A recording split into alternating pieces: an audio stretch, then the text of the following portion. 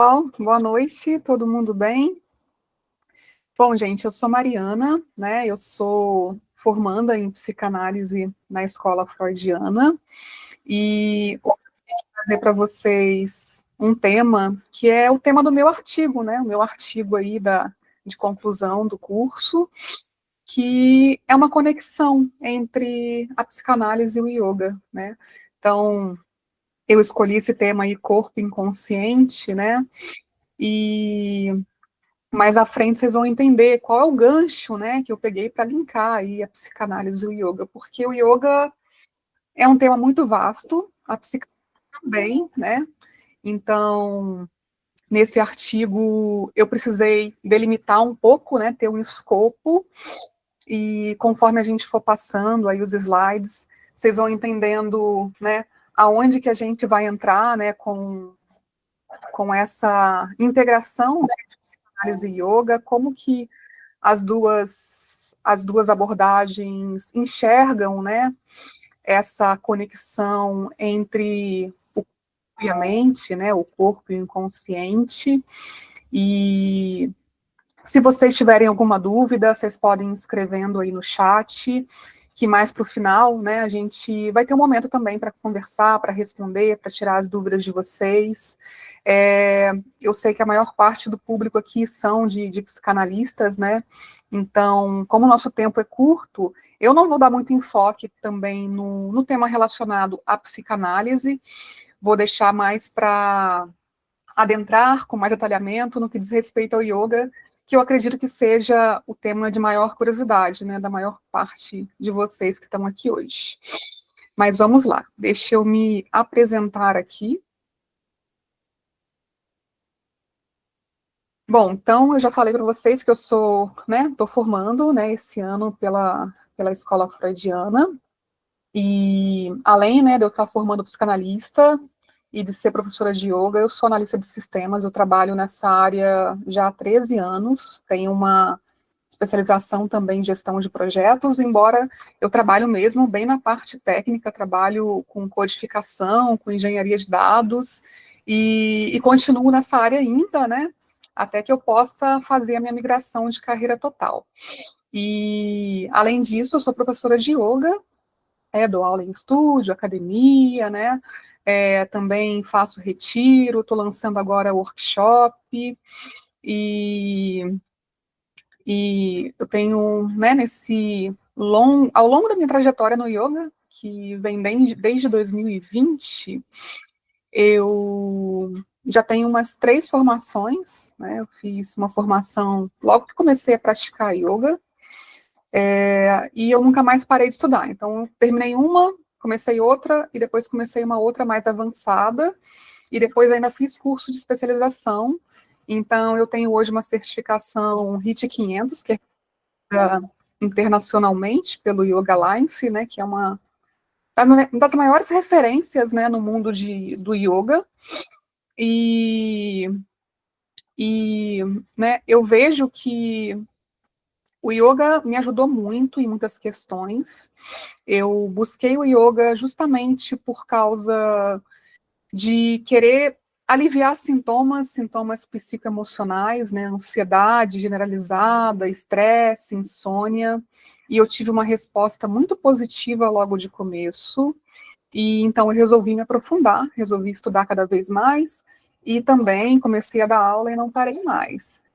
E justamente, acho que por conta de ter ido para o yoga também me reacendeu o interesse de estudar psicanálise, né? Eu já tinha uma vontade antiga de estudar nessa área, fazer psicologia, né?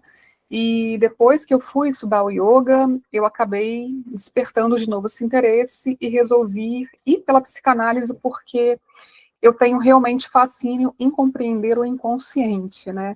Então, fez mais sentido para mim, a princípio, estudar psicanálise, e eu também estou estudando psicologia. Uma das minhas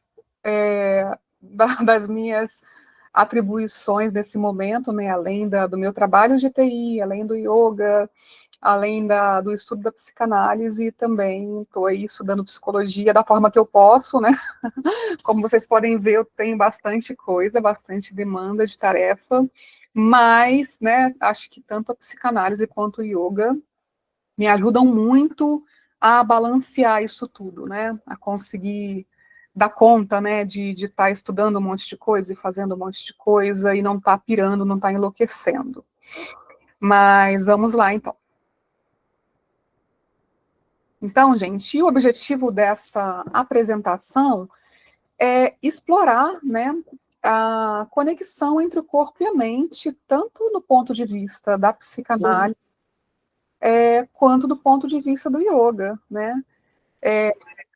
Partindo do princípio que ambas as abordagens, elas buscam entender, né, e promover essa integração entre corpo e mente para promover um bem-estar integral, né, do indivíduo, né?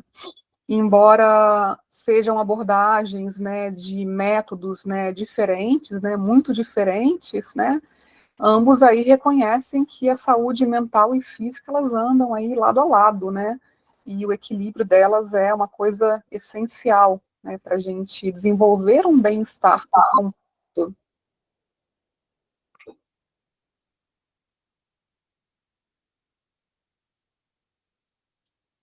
Então, eu vou começar, né, falando sobre a visão da psicanálise, né, dessa relação, dessa interação entre o corpo e o inconsciente, né. Desde o do princípio, né, o Freud ele já enxergava uma conexão entre o corpo e o inconsciente, né.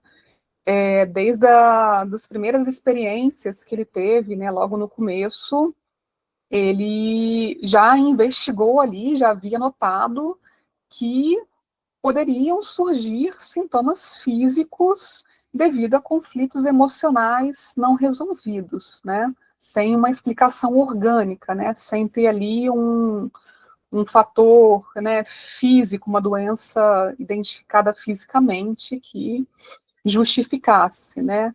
Então, desde os estudos sobre a histeria, né, já se via casos ali de paralisias, né, de cegueira, que na verdade, né, não eram paralisias reais ou cegueiras reais, mas sim uma manifestação, né, de um conflito inconsciente que não estava resolvido, né. Mais tarde também, né, o Freud fala em interpretações dos sonhos que o inconsciente ele não apenas influencia os pensamentos e os comportamentos, mas também ele pode se refletir fisicamente, né? Então ele vai explorar ali como que as experiências emocionais, especialmente aquelas que são relacionadas aos conflitos reprimidos e não resolvidos, podem se manifestar no corpo por meio de sintomas, né? Servindo aí como uma expressão física de processos psíquicos inconscientes. Então, no primeiro momento, né, o Freud já havia identificado que emoções reprimidas, né, a gente fala de recalcadas, né, poderiam acabar levando a sintomas físicos, né, sintomas até muito graves, como uma pessoa não conseguir andar ou enxergar, né. E mais tarde ele já explora mais isso, né, fazendo a leitura, né, de o processo inconsciente mesmo, explicando mais como um processo inconsciente. Tem também na psicologia, psicopatologia da vida cotidiana, né, que embora o foco fosse mesmo a análise dos lapsos cotidianos, ele também mostrou como que as falhas de memória, os enganos, revelam também conflitos inconscientes que vão afetar tanto a mente quanto o corpo. Depois nós temos 3 ensaios sobre a teoria da sexualidade, que o Freud também conectou a sexualidade e os instintos como manifestações psíquicas e físicas, mostrando como que os desejos reprimidos podem afetar o corpo. E em O Ego e o Id, ele também se aprofundou na relação entre o inconsciente e o corpo, indicando como que os impulsos psíquicos e a repressão influenciam as funções físicas, né? Então, Isso é um assunto muito extenso, tá? Se a gente for falar sobre sintomas físicos, somatização, né? Mas só para fazer um resumo, né, de que essa leitura, né, de como que o inconsciente, né, conversa com o corpo e pode afetar o corpo assim de forma muito forte, está presente aí em várias das obras de Freud, né? E nessas obras ele vai explicar os casos, né? E vai detalhar isso tudo. Tem aí essa frase do Freud, os sintomas neuróticos, os quais são, sem dúvida, expressões de desejos reprimidos, tomam forma no corpo e são percebidos como doenças físicas, né? E tem ainda também na obra Inibição, Sintoma e Angústia, que o Freud explica como as tensões emocionais inconscientes podem se converter em distúrbios do corpo, um processo denominado conversão psíquica, né? Então, tem o fenômeno da conversão psíquica e tem também a somatização, que são coisas diferentes, né? A somatização, ela se manifesta como um sintoma real, né? E a conversão psíquica é um sintoma que ele é mais um processo imaginário, né? Por exemplo, uma cegueira que não é uma cegueira real, né? Mas como um mecanismo ali de repente, né, se proteger, né, para não querer enxergar algo que foi muito traumático. Então, é um sintoma imaginário, né, quando a gente fala conversão psíquica, e quando a gente fala somatização, é um sintoma que realmente está ali manifesto no corpo, né, uma dor de cabeça, uma reação alérgica, né, dermatológica, e outra série de problemas, né, que a gente vai ver mais à frente, né. Aí a gente tem o exemplo de paralisias, dor de cabeça, problema digestivo, tensões musculares, né, que só mais tarde, né, foi denominado somatização. Então, né, só reforçando aqui essa frase, né, que os sintomas, né, na leitura da psicanálise, eles funcionam, então, como uma forma simbólica de comunicação do inconsciente, né? Então, o inconsciente está tentando se manifestar de alguma forma, né? E como talvez não, como isso não está elaborado conscientemente, como a gente não tem a clareza disso, né? Ele vai se manifestar de alguma forma e isso, né, pode ocorrer aí como uma somatização de diversos tipos, tá? Então, eu não sei, eu acredito que pessoas aqui também que não são da psicanálise, né? Mas só para explicar um pouquinho essa questão do inconsciente, né? O inconsciente, né, ele é atemporal. Então, não importa quando que eu sofri um trauma, né? Se foi na infância, se foi na juventude, se foi recente, a partir do momento que esse trauma, né, ele é muito difícil, né, tem um psiquismo que de repente ainda não está preparado para lidar com aquilo, né, isso é muito comum nas crianças, as crianças, muitas vezes, ela não sabe expressar o que ela sente, né, ela não consegue racionalizar o trauma, então aquilo vai estar ali ainda guardado, né, mas vai estar reprimido, recalcado, escondido, né, como um mecanismo de defesa para que você consiga conviver com aquilo, né, que o indivíduo consiga conviver com aquela dor. O problema é que está ali, né, está escondido, mas está ali, né, e se está ali, tende a se manifestar de alguma forma, né. É uma forma também de gritar socorro, né, olha, isso está aqui, está pesando, está incomodando, precisa ser tratado. Então, é aí que vem o sintoma, tá? Então, só mesmo abrindo esse parêntese para o pessoal que talvez não seja, né, da psicanálise, entender melhor, né, o que eu estou falando aqui. Então, aqui a gente tem algumas hipóteses, que, segundo a psicanálise, de sintomas físicos e suas causas psíquicas, tá? Alguns exemplos, né? Né, lá nos primeiros casos, né, que o Freud estudou, né, paralisia, né, nos casos de histeria, que seria uma perda de movimento sem causa física, né, não uma perda de movimento que você foi lá e se acidentou e sofreu um trauma realmente, né, na coluna e não conseguiu, não perder os movimentos. Não, é uma perda de movimento sem causa, né, e a causa psíquica disso seria conflitos emocionais reprimidos, como, né, uma raiva muito forte, um medo muito forte, que não pode ser expresso, né, não pode ser traduzido, manifestado, né, talvez em palavras, e causa, né, essa paralisia. A cegueira também é um outro caso, né, que vem lá dos estudos de histeria, que é a perda de visão sem explicação orgânica, né. Então, qual seria a causa psíquica, né? Evitar enfrentar a situação, né? Ou traumas dolorosos. De repente, né? Uma pessoa, um indivíduo, né? Uma criança ou não, né? Vê uma cena que é uma cena muito pavorosa, muito assustadora, né? Muito incompreensível para o seu psiquismo ainda, muito imaturo, né? Então, uma cegueira imaginária, né, se torna ali uma forma de proteção, né, para não ter que enxergar, né, aquele objeto que, né, que lhe causou um pavor, um horror novamente. Dores de cabeça, né, tão comum, dor de cabeça sem causa física aparente, que pode ser, né, de causa de tensão emocional, de conflitos não resolvidos, né, aqueles probleminhas que vai deixando para depois, vai deixando para depois, vai procrastinando de resolver.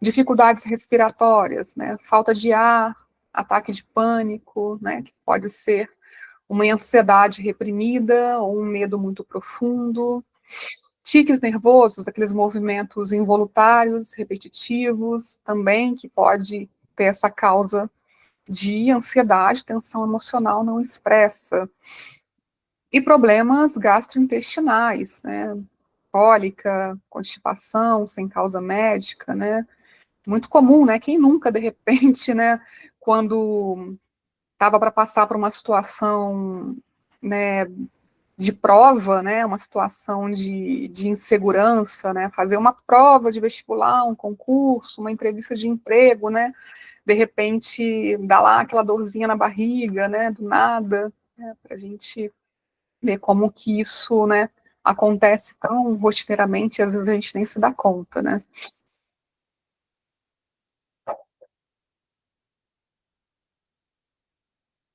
E, né, como que a psicanálise trata isso, né? Resumidamente, né, como que a psicanálise faz essa tratativa, né, desses sintomas que estão se manifestando ali, estão, né, trazendo um desconforto, trazendo, né, uma baixa qualidade de vida do indivíduo, né? Primeiro, é a identificação do conflito, né?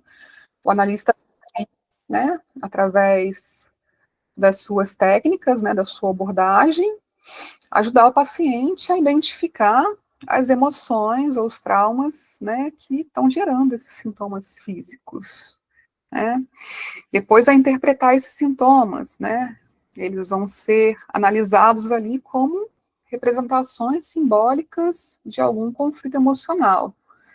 Depois a tornar, né, o que estava inconsciente consciente, né, através da associação livre, o paciente vai lá trazer à tona o que está reprimido, né, e para a gente, né, entender, né, explicar como que funciona isso. De repente, para uma criança, né, que não tem ainda em palavras, né, como traduzir o que passou, traduzir o que sentiu, né, para se proteger, para sobreviver, né, para conseguir lidar com aquilo, ela vai lá e reprime, recalca, né? Mas uma vez que a gente já tem uma capacidade psíquica maior, né, de identificar o que a gente sente, de traduzir isso em palavras, né, a gente consegue, né, trazer à tona o que está reprimido e consegue facilitar esse entendimento, consegue elaborar ele, consegue ressignificar, né? E daí que vem a resolução emocional, né? Quando a gente compreende, né, o conflito, a gente consegue resolver emocionalmente a causa daquele sintoma físico, né? Resolver na raiz, né? E não apenas contornar, né? E olha como que isso é interessante, né? Muitas vezes a gente convive com o sintoma a vida toda remediando, né? Remediando, né, com medicamento, né? Mas não que a gente não se preocupe em resolver a causa, né? Mas talvez a gente nunca tenha também a oportunidade, né, de entender que isso pode ter uma causa psíquica, né? Então, vai lá e remedia, remedia, remedia, mas vai estar sempre ali, né? Como o inconsciente, ele é atemporal, né? Não importa, né, se foi no passado, ele vai estar ali presente, vai estar ali se manifestando, e enquanto essa causa ela não for, né, tratada na raiz, né, aquele sintoma vai lá continuar incomodando, né? Vai continuar se manifestando, até que a gente consiga dar à luz aquilo que está inconsciente, né? E elaborar e ressignificar. Mas aí, né, desde, né, do início do processo das análises, né, até chegar nessa resolução emocional, pode-se levar um tempo, né? O processo analítico, ele depende de muitas coisas, né? Ele depende da transferência, né, da relação do analisando com o analista, ele depende, né, de uma confiança, ele depende de não ter uma resistência também de acessar aquilo que está reprimido. Então, às vezes, é um processo que talvez não seja, né, tão rápido, que leve um tempo, e talvez não seja uma coisa só, talvez sejam várias coisas, né? E partindo desse gancho, né, que eu venho e falo agora, né, sobre yoga, né? Como eu disse para vocês lá no começo, o yoga, ele é muito extenso, né? Porque ele não é só uma prática, ele não é só um conjunto de técnicas, ele também é uma filosofia, né? E se eu fosse adentrar na filosofia, eu poderia usar muitas coisas para poder linkar com a psicanálise, né? Se eu quisesse usar a parte do autoconhecimento, né? Mas não é o objetivo desse trabalho, não é o objetivo dessa minha proposta, né? A proposta aqui seria trazer o yoga como um complemento nesse caminho aqui, né? De quando começa-se a ter esse interesse de identificar os seus conflitos, né? E partir para o processo analítico, até que de fato esses conflitos sejam resolvidos, né? E tenha essa liberação desses sintomas. Então, essa abordagem, né, que eu trago para vocês hoje, né, é o yoga como um complemento, né, um complemento do processo terapêutico, que vai trazer mais qualidade de vida, né, para o paciente, para o analisando, que também pode ser usado como uma ferramenta para o próprio psicanalista, e que também pode ajudar a agilizar esse processo, né? E mais à frente vocês vão entender por quê. Então, vamos lá, né? Então, como que o yoga pode ajudar, né? O yoga, ele pode ser uma ferramenta muito valiosa, né, como complemento ao processo psicanalítico, especialmente quando ainda não ocorreu essa resolução emocional de um conflito ou de vários conflitos, né? Então, ele vai atuar no nível físico, né, proporcionando ali um alívio imediato, né? Vai ajudar o paciente, o analisando, a lidar com os sintomas físicos de forma mais eficaz.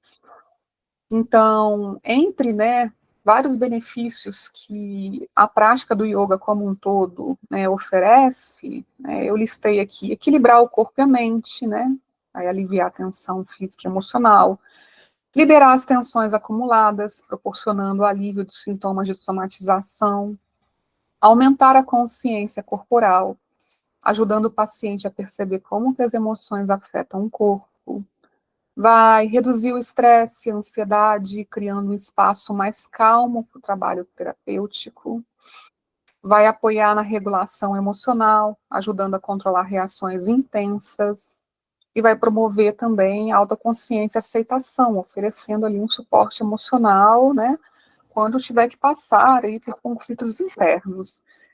Então, né, só como introdução mesmo, mas a gente vai entender como que é isso no yoga, né? Quais são as ferramentas, né? Como que o yoga enxerga o psiquismo, enxerga a mente, né? O porquê, né, tem as técnicas, como que elas trabalham, né, no nível que elas atuam. Então, só para vocês entenderem um pouco mais sobre o yoga, né? O yoga, ele tem uma origem que é desconhecida, né? Mas calculamos aí que existe há 7, 8 mil anos, tá? Então, as raízes do yoga, elas estão entrelaçadas com tradições espirituais e filosóficas da cultura indiana, né? Acho que isso deve ser, né, de conhecimento, né, da maioria de vocês, que tem mesmo essa ligação, né, com as tradições, com o hinduísmo, né, com essa cultura indiana.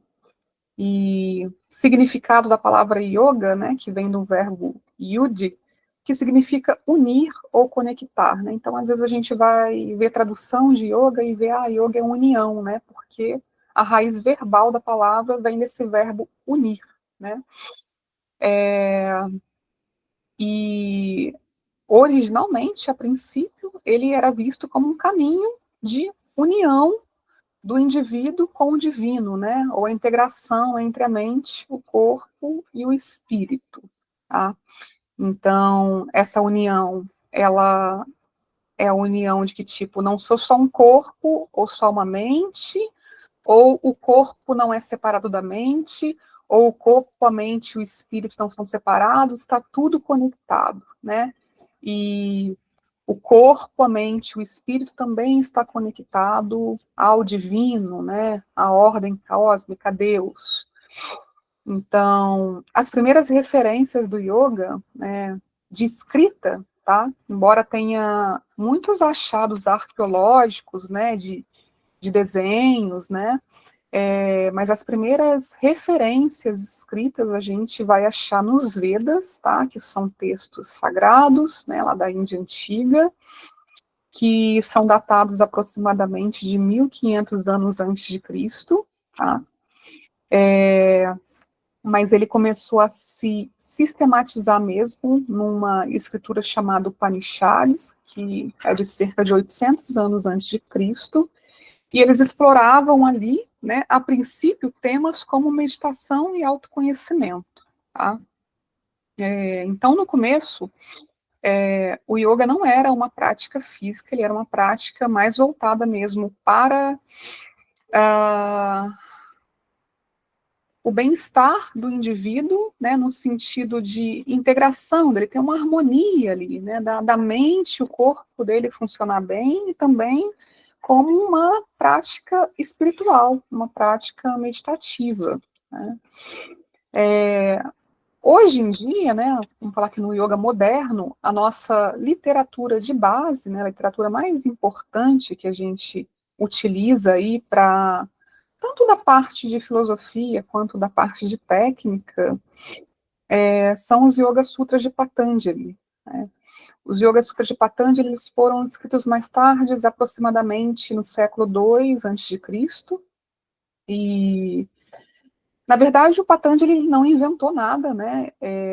Ele simplesmente sistematizou. Ele pegou o que estava escrito lá nos Upanishads, nos Vedas, e criou ali uma sistematização, né? Criou uma literatura ali mais prática, né? Para que fosse referência ali como um caminho para conseguir ter um estado de plenitude, né? Para conseguir, vamos dizer que o objetivo do yoga, segundo Patanjali, é trazer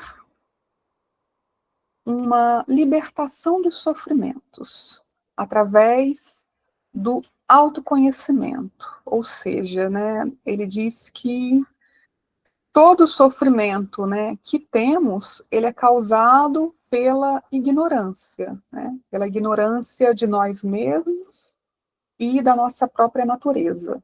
Tá? E aí, os Yoga Sutras é um livro que tem 196 sutras, né, sutras são como se fossem versos, aforismos, né, em sânscrito, mas temos muitas traduções, né, em português, né, hoje é bem acessível para a gente, e, e aí ele descreve lá, né, o caminho, né, qual é esse caminho para a libertação, né, do sofrimento, qual é esse caminho para conseguir controlar essa mente, para conseguir gerenciar essa mente, e ele sistematiza também, né, dentro dessa obra, o yoga em 8 membros, né, em 8 passos, que é o Ashtanga. Né? Às vezes vocês podem ver o Ashtanga como uma das modalidades do yoga, como uma das práticas que existem do yoga. Mas, originalmente, Ashtanga diz respeito aos 8 passos do yoga, ou 8 membros do yoga. Ashta significa 8, Yanga significa membro, então seria 8 membros, né? Então, desses 8 membros, eu não vou entrar nesse detalhamento para vocês, porque acho que não é importante aqui para esse estudo, né? Mas dentre esses 8 passos, vai ter passos que são relacionados à ética, né, ao comportamento ético, à relação do indivíduo com o mundo, né? Um desses passos vai ser sobre a própria conduta pessoal do indivíduo.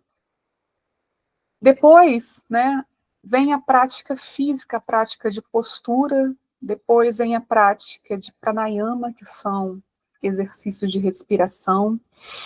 Depois vem a prática de pratyahara, que seria uma internalização dos sentidos, né, que seria desconectar os sentidos do externo e direcioná-los para o interno.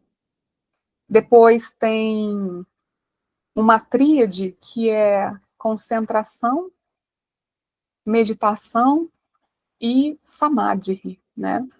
Que aí é uma prática que está mais voltada para uma introspecção, né? Começa-se com uma prática de concentração, né, de atenção focada, que quando é sustentada vai evoluir para um estado meditativo, e um estado meditativo, quando é sustentado, ele evolui para um estado de samadhi, que é um estado onde se encontra, né, uma sensação de paz, de união, né, de não separação, né, da mente com o corpo, da mente com todo o resto, e aonde se experimenta um estado de paz, um estado de contentamento, um estado de plenitude, né? Então, seria o degrau mais alto na visão do Patanjali, o Samadhi, né? Que eu não coloquei aqui para vocês, mas eu estou só explicando para vocês entenderem o que é esse sistema, né? Nós vamos mais à frente falar do que realmente, assim, é mais importante para esse contexto, né? E o que também é simples da gente aplicar, é simples da gente colocar em prática. Então, o yoga é uma prática profundamente integradora que busca harmonia entre o corpo e mente. A ideia central do yoga é que corpo e mente estão intimamente conectados e para alcançar um estado de bem-estar completo é necessário equilibrá-los e sincronizá-los. Então, a prática do yoga proporciona essa integração por meio de diferentes técnicas que envolvem o movimento físico, né?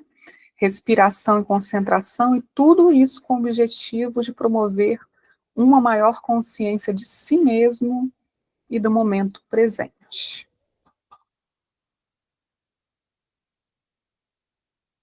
Então, aqui um resuminho bem pequeno, gente, de como que o yoga enxerga a psique, né? Como que o yoga enxerga a mente, né?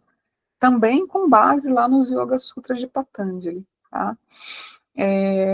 Um dos primeiros versos dessa literatura, né, acho que, se eu não me engano, é o Sutra 1.2, né, o Patanjali diz uma frase assim: Yoga Chitta Vitri Nirodha. Yoga Chitta Vitri Nirodha. Isso significa que yoga é o controle das flutuações da mente. Né? Nossa, mas o que é isso? Flutuações da mente.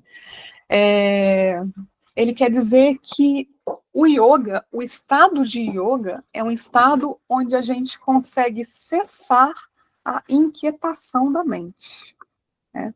Então, é para isso que se pratica o yoga, para poder aquietar essa mente que é cheia de pensamentos, cheia de memórias, e muitas vezes, né, isso está ali de forma muito desorganizada, desordenada, né, causando confusão, né, ou pelo menos dificultando que a gente tenha uma clareza mental.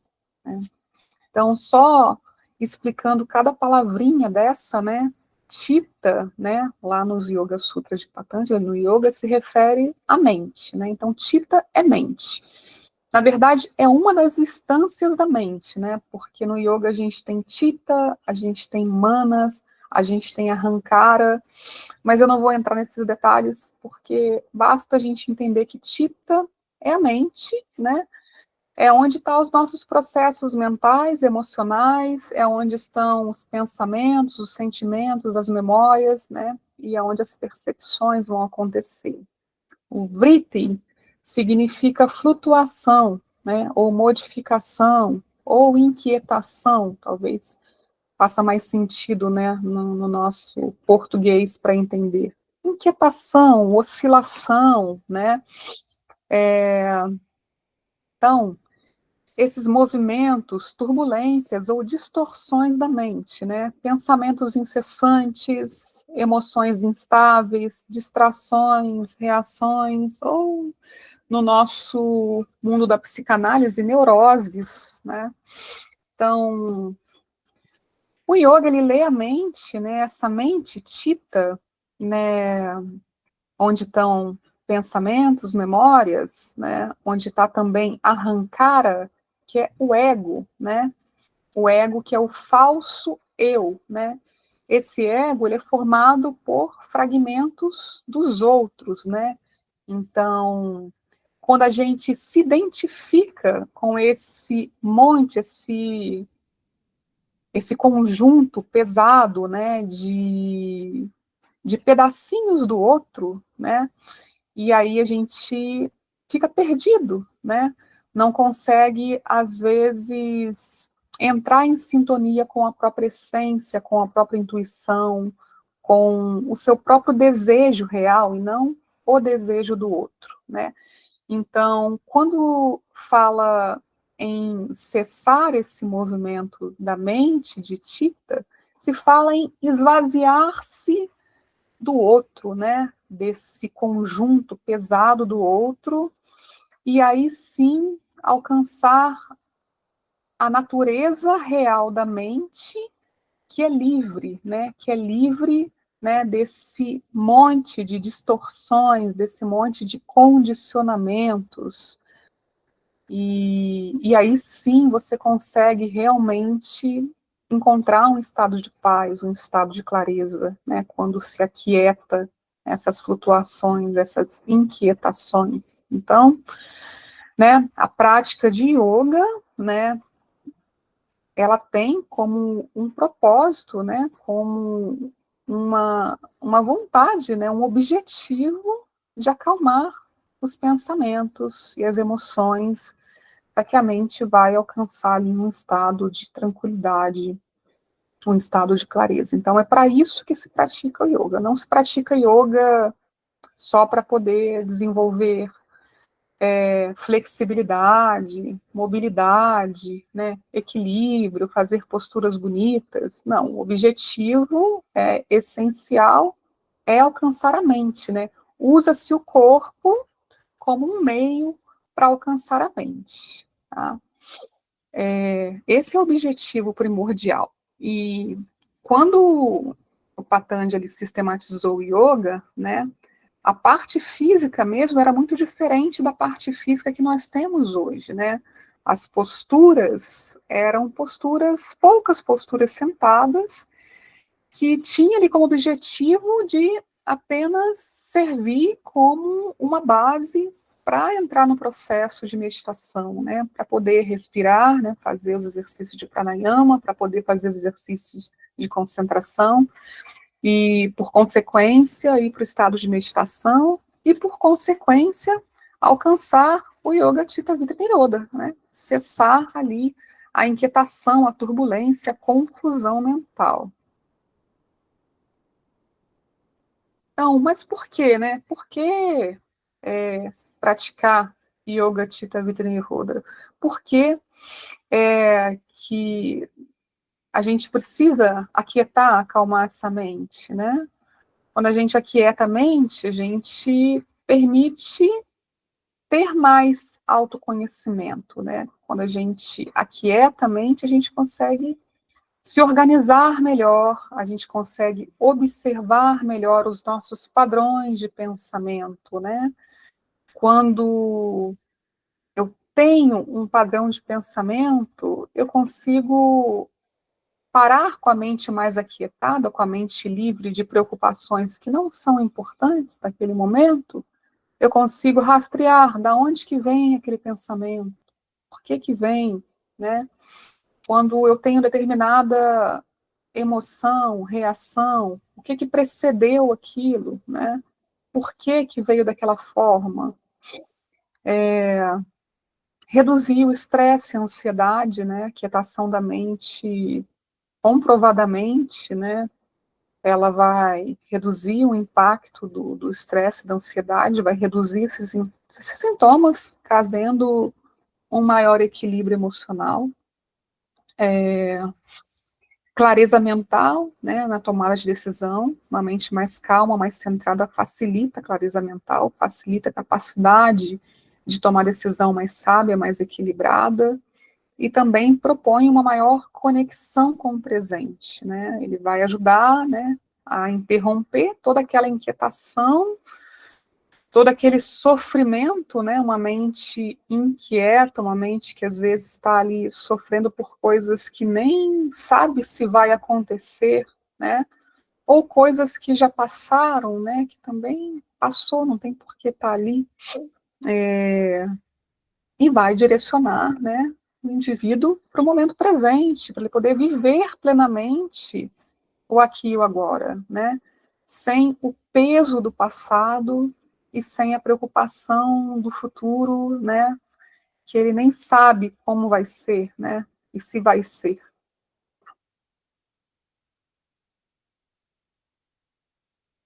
E agora que a gente entendeu, né, esse objetivo do yoga, né, o objetivo do yoga, né, primeiro, né, como uma forma de nos libertar dos sofrimentos causados pela ignorância de nós mesmos, né, e o que essa ignorância causa, né, a inquietação, a perturbação, né, e agora que a gente entendeu esse objetivo, a gente parte para falar sobre as técnicas, entender pelo menos as principais técnicas. Então, nós temos a prática de asana. Como eu falei para vocês, né, a princípio, a prática de asana era uma coisa muito simples, eram posturas sentadas, posturas para servirem de base para meditação. A tradução de asana, né, asana é uma palavra em sânscrito também, ela significa postura firme e confortável, né? Então, eu entendo, né, que hoje, embora a gente tenha uma vastidão de posturas, né, que vai alongar aqui e ali, que vai fortalecer também, mas a gente não pode perder essa essência do que é asana, né? Seja qual for a postura que eu estiver, eu preciso estar firme e confortável nela. E isso não se limita só à postura da prática de yoga em si, mas também a nossa postura para a vida, né? A nossa forma de expressão física. A gente tem uma postura firme e confortável, né? Para se expressar, para dialogar com o outro, né? Porque o que a gente precisa, né, para ter essa postura firme e confortável, né? Talvez uma mente que está cheia de conflito, cheia de insegurança, vai refletir no corpo, né, uma postura insegura, né, uma postura que não tem firmeza, uma postura desconfortável, né, uma pessoa acanhada, uma pessoa muito tímida, né, talvez ela tenha uma tendência a andar mais curvado, olhando para baixo, com o peito fechado, e o contrário também é verdadeiro, né? Quando a gente também modifica a postura do corpo, isso também interfere no nosso estado psíquico, né? Se a gente se percebe curvado, né? Cabisbaixo, olhando para baixo, e a gente abre o peito, levanta a cabeça, o cérebro também entende que a gente assumiu uma postura mais confiante, uma postura confortável, e isso também vai interferir no nosso estado emocional, né? Então, assim como a mente interfere no corpo, o corpo também interfere no estado psicoemocional, né? E a partir desse entendimento que as posturas do yoga evoluíram, né? Não só para essas posturas sentadas para meditação, mas posturas que vão também abrir espaço no corpo, né? Que vai abrir o peito, né? Para se tornar mais confiante, né? Que vai abrir o quadril, né? Para liberar de repente as emoções, os sentimentos que estão ali reprimidos, né? Que vai torcer para, de repente, liberar as tensões, né? Liberar o peso que está no corpo, liberar as toxinas, né? Não só as toxinas do corpo, mas também as toxinas da mente, né? Mas a prática de asana, ela evoluiu nesse sentido, né? De que um corpo também mais flexível leva a uma mente mais flexível, que um corpo mais forte também leva a um psiquismo mais forte, que quando eu tenho mais confiança no meu corpo, eu também vou ter mais confiança no meu psiquismo, vou ter mais confiança nas minhas relações. E também, adquirindo a consciência corporal, eu também vou conseguir alcançar maior consciência mental. Imagina como que a gente vai conhecer o que está lá no fundo, né? Lá no fundo, no poço do inconsciente, recalcado e reprimido, se a gente não conhece, se a gente não entende nem o que está na nossa superfície, né? Então, a prática do asana, ela é para isso, né? Ela é, obrigada, Giovana, ela é para tornar esse corpo, né, mais expressivo, mais consciente, mais confiante, mais robusto e também ter mais saúde, né? A prática de asana também traz mais saúde, não só na questão de aliviar dores, mas também elas regulam, né, o sistema metabólico, o sistema endócrino, o sistema digestivo, né? Então, tem uma vastidão de efeito, né, que se eu fosse falar para vocês aqui, eu iria demorar muitas e muitas horas, né? E aí, né, outra, né, das principais técnicas do yoga é o pranayama, né? O que é pranayama, né? Pranayama são exercícios de controle da respiração, né? Que é uma ferramenta fundamental do yoga. Então, Patanjali ele coloca, depois de yama e niyama, né, da ética, da conduta pessoal, a prática de asana, depois ele traz o pranayama. Então, é uma ferramenta fundamental para acalmar o nosso sistema nervoso, para reduzir a agitação mental, né? E tem várias técnicas de pranayama, a gente vai vou falar para vocês um pouquinho mais à frente sobre elas, né? Mas eu coloquei um exemplo aqui de respiração abdominal profunda, de respiração de narina alternada, né? Que ajudam ali a aquietar a mente, que ajuda a trazer a mente para o presente, que ajuda a estabilizar as flutuações mentais e ajuda a equilibrar o estado emocional, né? E outra das principais técnicas do yoga, na verdade, eu coloquei duas técnicas, eu coloquei concentração e meditação, né, que na tradução, né, do yoga vai estar como dharana e dhyana, né. Dharana é concentração e dhyana é meditação, tá? Eu coloquei junto porque não se chega na meditação sem passar pelo dharana, tá? Então, o que é meditação, né? Explicando para vocês, meditação é um estado onde a gente consegue sustentar a mente livre de pensamento, né? Por um tempo, por um bom tempo. Muitas pessoas chegam para mim, né, quando vão começar a fazer yoga e falam, eu não consigo meditar, eu não consigo parar de pensar, fica vindo um monte de coisa na minha cabeça. Eu falo, é claro, né? Porque não é assim que se medita.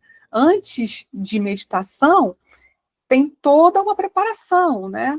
Tem a postura do corpo, se está correta, tem o exercício do pranayama, né? Eu não coloquei aqui, mas tem o pratyahara também, que é a parte que a gente fala de desligar os nossos sentidos do externos e trazer ele para dentro, né? Porque a mente, Chitta, como que a gente alimenta a Chitta, né? E traz essa inquietação toda através dos nossos sentidos, né? Então, por isso que vem o pratyahara. Eu preciso desligar esses sentidos desse universo externo que me traz muita informação para que eu consiga preparar, né, um espaço para essa mente se aquietar, né? Então, né, antes de eu pensar em meditar, em ficar um tempo ali com a mente de fato, né, livre de pensamento, né, livre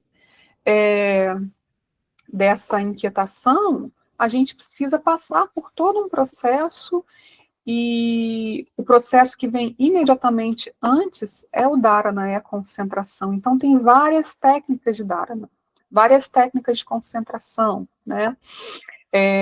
Que consiste em quê? O que é o dharana no yoga?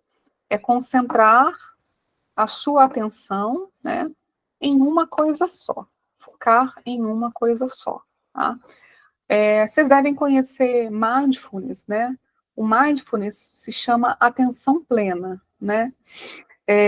Mindfulness para o yoga não é meditação e não é dharana, tá? Embora seja parecido, né? Porque a atenção plena também é uma coisa que se pratica no yoga, né? Mas não necessariamente no mindfulness eu preciso focar minha atenção em uma coisa só, né? Eu preciso apenas estar presente ali, né, fazendo o que eu estou fazendo aqui no agora. Por exemplo, eu estou almoçando e a minha atenção vai toda, né, para a forma como eu estou almoçando, para o sabor do alimento, para a textura, né? E ali, de repente, vai ter um monte de coisas. Já no Dharana, eu vou colocar a atenção, fixar a atenção numa coisa só. Então, pode ser a visualização de um objeto à minha frente, né? Eu posso usar, de repente, uma estatueta, um cristal, né? Posso usar um quadro na parede, uma figura, um símbolo. Eu posso também usar a repetição mental de mantras, tá? Pode ser um mantra do sânscrito, né? Que é muito bem-vindo, porque os mantras do sânscrito, eles produzem um efeito específico, né? Porque o som também tem frequência. Então, dependendo da frequência do som, ele também vai causar um efeito ali na mente, né? E também podemos fazer visualização mental, né? Então, tem várias técnicas de dharana. E aí, quando a gente exercita bastante essas técnicas, né, a gente vai desenvolvendo essa habilidade de conseguir sustentar, né, a sua concentração, o seu foco por muito tempo, e automaticamente desse processo, né, entra-se em dhyana, em estado de meditação. Então, no yoga, a gente só ensina até o dharana, né? O que vem para frente já é um processo que decorre naturalmente, né, de quando o dharana é sustentado, né? Assim como o samadhi, né, aquele último degrau, ele também decorre de um estado meditativo sustentado por um bom tempo, né? E isso é nível avançado, realmente. Muito difícil alguém vai chegar nas primeiras aulas, nas primeiras práticas de meditação e vai, de fato, conseguir meditar. E vai, de fato, conseguir alcançar o samadhi. Mas, né, a boa notícia é que mesmo antes da gente chegar nesse estado meditativo, esse estado de samadhi, a gente já tem muito benefício, né? E são nesses benefícios que a gente vai focar. E aqui, né, o foco, né, dessa apresentação é o pranayama, tá? O pranayama, né, foi a segunda técnica que eu falei aqui para vocês, que são os exercícios de controle de respiração, né? Então, por que focar no pranayama, né? Então, prana significa força ou energia vital, né? Então, o significado da palavra prana é força ou energia vital. E yama se refere a controle, né? E esse controle, ele se dá especialmente, principalmente, pela respiração, tá? Então, o pranayama é uma prática de respiração consciente e controlada, tá?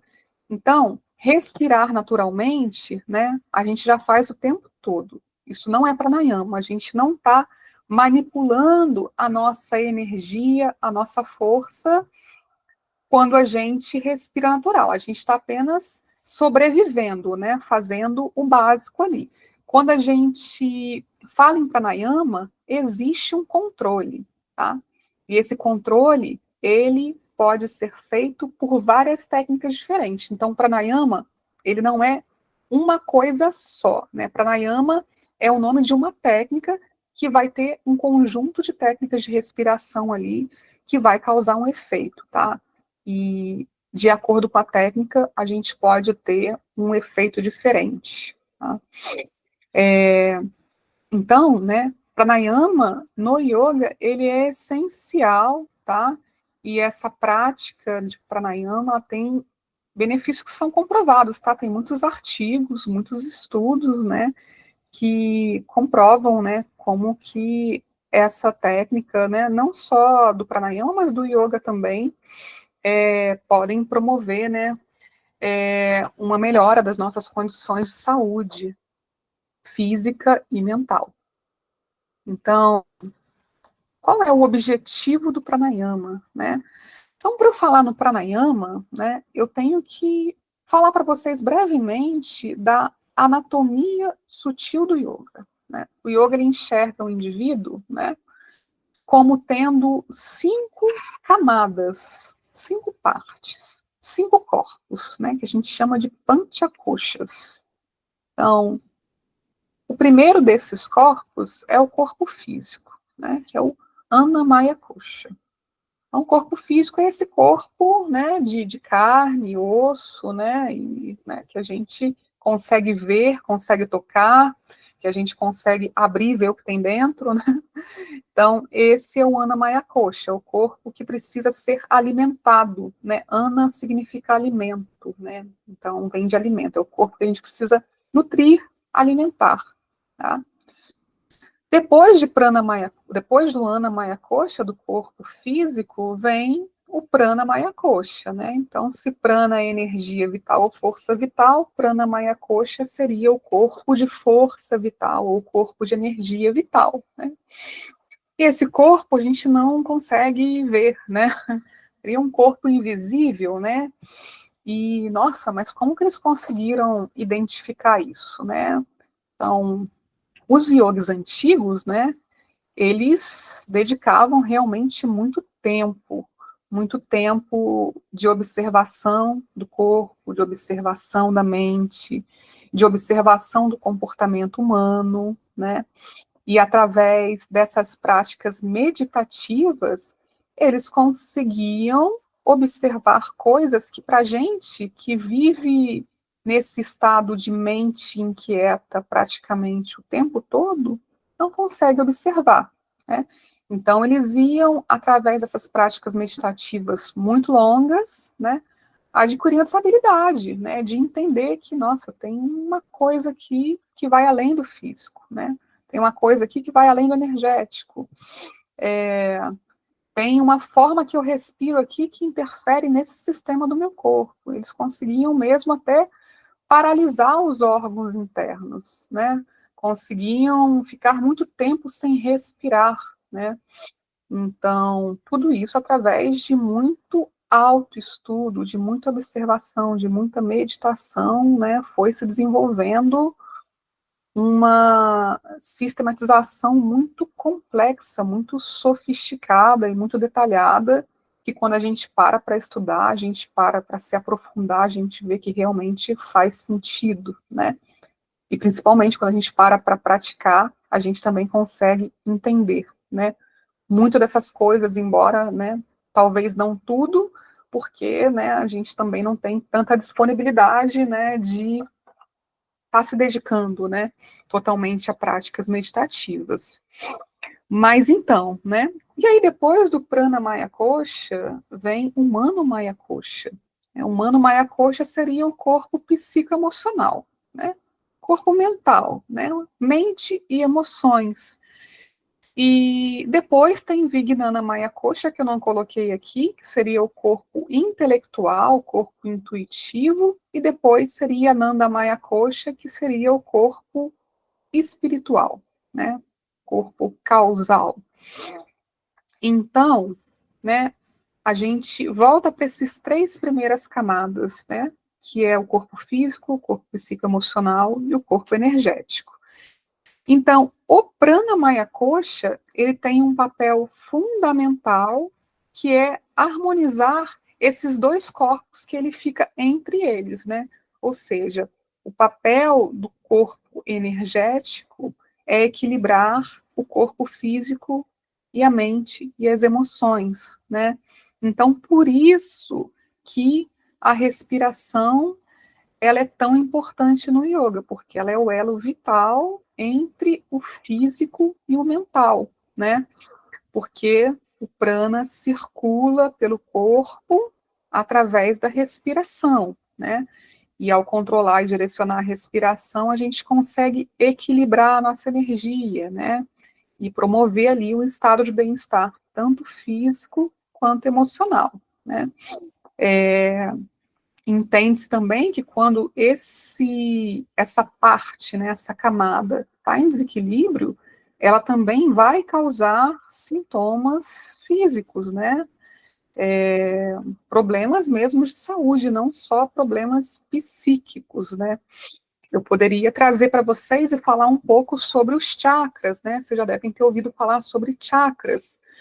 Só que chakras também é um assunto muito extenso, muito denso, né? Mas os chakras fazem parte desse corpo Pranamaya Kosha, que é o corpo, né, energético, o corpo de força vital. E cada um dos chakras está ligado a um sistema físico do corpo, está ligado a uma área do nosso psiquismo, né? E os chakras, eles são estimulados através do pranayama, né, da técnica de respiração, mas também das posturas físicas, né? Então, é um conteúdo muito extenso e muito denso, né? Mas que a gente não precisa se preocupar tanto, a gente precisa se preocupar em fazer o que é simples e que a gente não faz e que a gente faz muito pouco, né? Que é parar um pouco, né, para observar, né, para se propor aquietar a mente, para controlar a respiração e para perceber como que isso tem um poder muito grande, né, no nosso psiquismo, no nosso corpo físico. Tá? Então, tem diversos tipos de pranayama, né, cada um pode trazer um efeito, um benefício específico, né? E muitos deles são muito simples, né? Vai ter um que talvez tenha um grau de dificuldade maior do que o outro, mas a maior parte deles é bem simples de fazer, tá? Quando eu falo simples, não quer dizer que é fácil, né? Porque às vezes o simples, ele é complexo porque a gente não tem o hábito, né? Mas é simples, né? E vocês vão ver, a gente vai ter mais à frente uma demonstração, né? Então, vai ter pranayama que vai atuar de forma para reduzir o estresse, reduzir a ansiedade. Vai ter pranayama que vai ajudar mais na parte da concentração. Vai ter pranayama que vai trazer mais energia, mais vitalidade, né? E maior clareza mental e aquela reconexão, né? Aquele ancoramento interno, né? Que para a gente se ancorar internamente, a gente precisa também se esvaziar um pouco, né, do outro. Então, eu trouxe aqui duas citações que eu acho bem legais, né, sobre a respiração, sobre o prana, né. A primeira delas vem do yoga vem de um livro que se chama Hatha Yoga Pradipika. Esse Hatha Yoga Pradipika, ele é a sistematização do Hatha Yoga, que é a forma mais comum, né, que a gente tem de yoga, né, hoje em dia, né, principalmente no Ocidente, né, que são as práticas, né, físicas, né, as posturas, os pranayamas, né, tem até outras práticas que eu não entrei aqui, né, de mudras, que são gestos com as mãos, de bandas, que são contrações em partes específicas do corpo, né? Então, esse livro, Hatha Yoga Pradipika, ele tem a descrição de várias técnicas, né? Das mais simples às mais avançadas, né? Tem técnicas aqui que são bem complexas, né?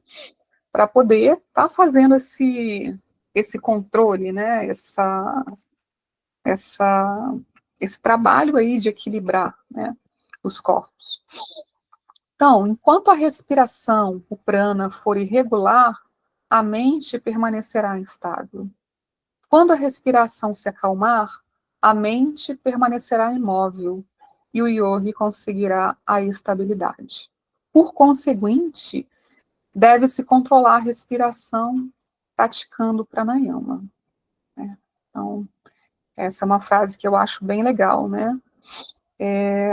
Para conseguir, né, aquietar a mente e encontrar uma estabilidade, né, a gente precisa controlar a respiração com a prática de pranayama, né.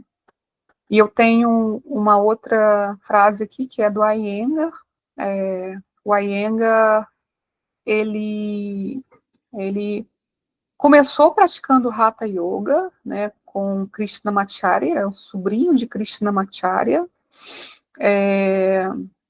e ele era bem jovem quando ele começou, e ele tinha muitas limitações físicas, e ele acabou desenvolvendo um próprio método de yoga, que é o Iyengar Yoga, né, um método que utiliza acessórios, vários acessórios para poder ajudar na adaptação das posturas, até que o corpo tenha ali condição de praticar aquelas posturas sem precisar dos próprios, ou não, né? Pode ser que a gente precise da adaptação, né, por toda a vida, dependendo da condição.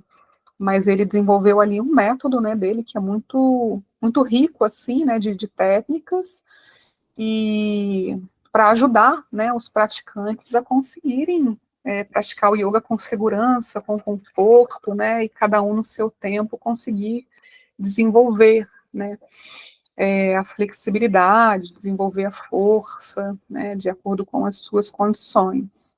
Então, ele diz que nós só podemos entender plenamente o corpo se sincronizarmos a respiração com o movimento. Prana é energia, ayama é criação, distribuição e manutenção.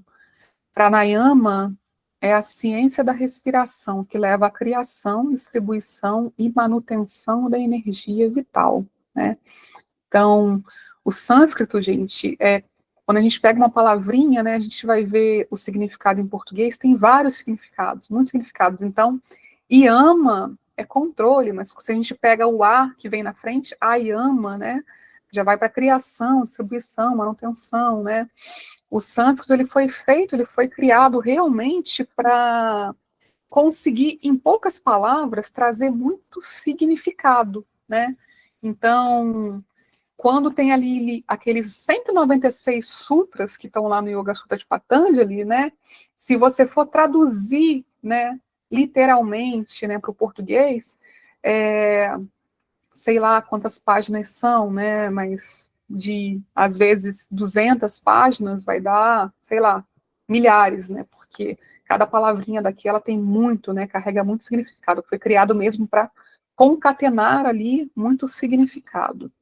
É por isso que o yoga, tradicionalmente, ele é passado de forma de mestre, né, de professor para aluno, né, porque não basta você ler, né, só um significado único de uma palavra, né, aquela tradução literal de uma palavra para outra, né, dentro de uma palavra carrega ali muito significado e por isso é preciso que ele seja passado, né, por quem já tem aquele conhecimento, principalmente aquele conhecimento prático, né, aquele conhecimento experiencial. Então, gente, antes da gente entrar, né, numa demonstração, né, só fazendo, né, um resumo de tudo que eu trouxe, eu não estou muito acostumada a falar sem ver as pessoas.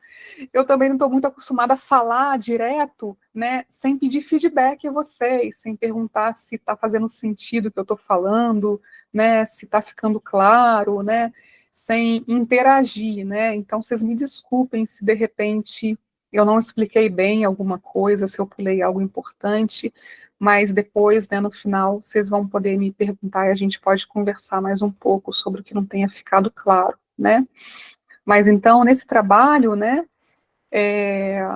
eu quis trazer para vocês, né, que tanto a psicanálise quanto o yoga, né, entende que existe uma relação muito forte entre o corpo e o psiquismo, né?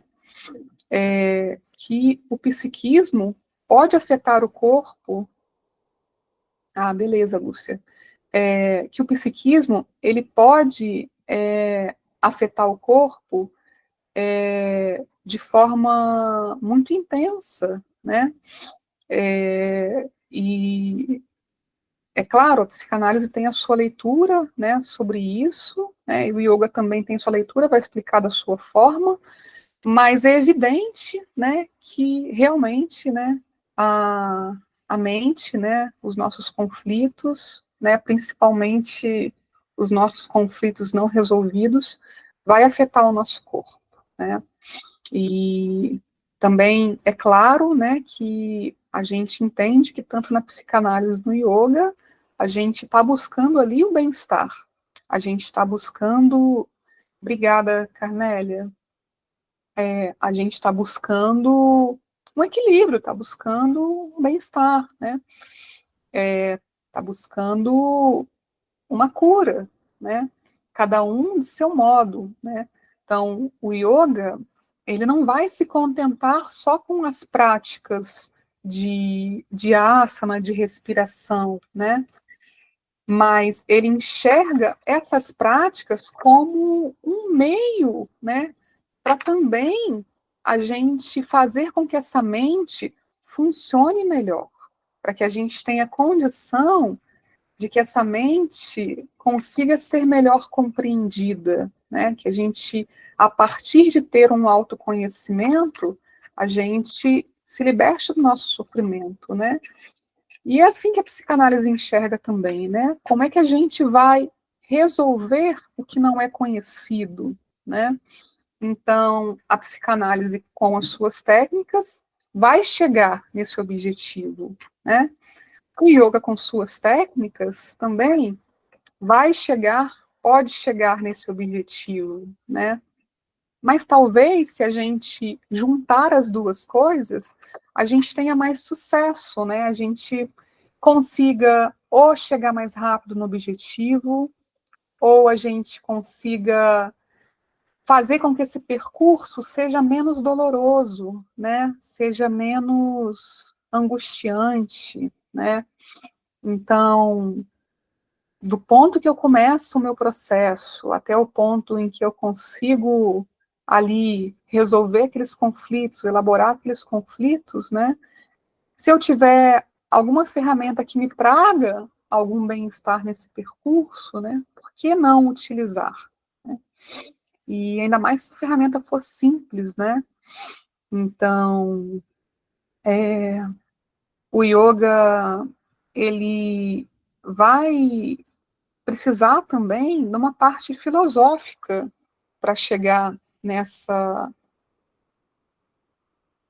tratativa, né, da causa raiz, né? Então, não basta, né, não basta a gente fazer prática de posturas, de respiração, se a gente também não se propor ao que o yoga como filosofia direciona, né? Quais que são esses direcionamentos? Primeiro ele fala da ética, ele vai falar de não violência, ele vai falar, né, de prezar pela verdade, né? Não só a verdade com o outro, mas a sua verdade interna. Ele vai falar sobre honestidade, né? De várias formas, né? Da forma mais densa, né? Mesmo de não roubar, não se apropriar indevidamente do que não é seu, mas também do auto-engano, né? Que a gente vê na parte filosófica, Asteia, também é sobre o auto-engano, né? E no processo de análise também a gente, né, vai saindo desse auto-engano, né? Vai se liberando das ilusões. A gente, no yoga também, vai ver sobre equilibrar a nossa energia libidinal, né? A gente tem, por exemplo, brahmacharya, né, que é a contenção da sua energia sexual, né? Isso parece familiar para a gente no yoga, ou seja, não deixar que a gente viva apenas para satisfazer os nossos desejos libidinais, né? Uma vez que a gente vive apenas para satisfazer os nossos desejos libidinais, a gente também traz muitos problemas, né? Traz muito desequilíbrio para a nossa vida, né? Imagina se eu for viver para atender só os desejos do id, né? Só os desejos da criança e não for ter responsabilidade, né? Não for me preocupar com a ordem, né? Com as regras sociais, né? A gente vive em conflito. Então, o yoga também chega lá através do estudo de uma filosofia que não basta estudar, né? Precisa se colocar essa filosofia em prática, precisa colocar o direcionamento da conduta pessoal em prática, né? Então, o yoga também fala sobre disciplina, né? Fala sobre autoestudo, né? Então, olha, eu vou aqui e estudo a base filosófica, mas eu também tenho que me autoestudar para ver que o que eu estou fazendo, né, está de acordo com esse ensinamento, por que eu estou fazendo, por que eu não estou fazendo, né? E tudo isso envolve ter muita disciplina. Então, é um método que, óbvio, que se for seguido, né, ele vai funcionar, né? Mas a filosofia, ela é muito densa, né? E talvez não basta a gente por si só, né, estudar a filosofia e praticar, e talvez a gente também não consiga evoluir muito rápido. Então, a gente precisa talvez, né? A gente precisa talvez não, né? Eu tenho certeza que é muito necessário, né? Que é de grande importância a análise, né? Porque às vezes sozinho a gente não consegue enxergar as coisas claramente como elas realmente são, né? A gente precisa de um olhar distanciado, né, como se a gente estivesse na frente de um prédio muito alto, em que a gente está muito pertinho dele, quando está muito perto a gente não consegue ver ele em sua totalidade, então a gente precisa se afastar para enxergar ele com clareza, enxergar toda a sua dimensão, né? E a análise é isso, né? Quando a gente fala, de repente a gente se escuta de um outro ângulo, se escuta de fora, se escuta com maior distanciamento, e claro, né, o analista também vai ajudar a gente a ter essa visão mais distanciada, essa visão real, essa visão mais clara do todo, né? Então, uma coisa, né, agiliza a outra. Eu posso estar no yoga, né, fazendo também isso da filosofia, mas, nossa, se eu for para análise, eu vou ter isso, né, de forma muito mais eficaz, de forma muito mais rápida. E na análise também, se eu estou praticando yoga, com certeza, o que eu levar para análise vai ser muito talvez, né, vai ser muito mais rápida a resposta que eu vou ter na análise, porque quando a gente, com constância, né, vai praticar a respiração, vai praticar as técnicas de concentração, de meditação, né, a mente vai se aquietando, vai se organizando melhor. Então, eu vou adquirindo ali uma capacidade de observar o que antes eu não observava, porque minha mente estava sempre ali naquela inquietude, sempre naquela oscilação. Então, quando eu estou na prática do yoga, eu posso também fazer com que o trabalho na análise seja um trabalho mais eficaz, um trabalho mais ágil, uma vez que essa mente vai funcionar melhor, vai performar melhor, e aí vai me ajudar a levar para lá, né, o que é realmente importante, o que realmente eu devo dar atenção, né.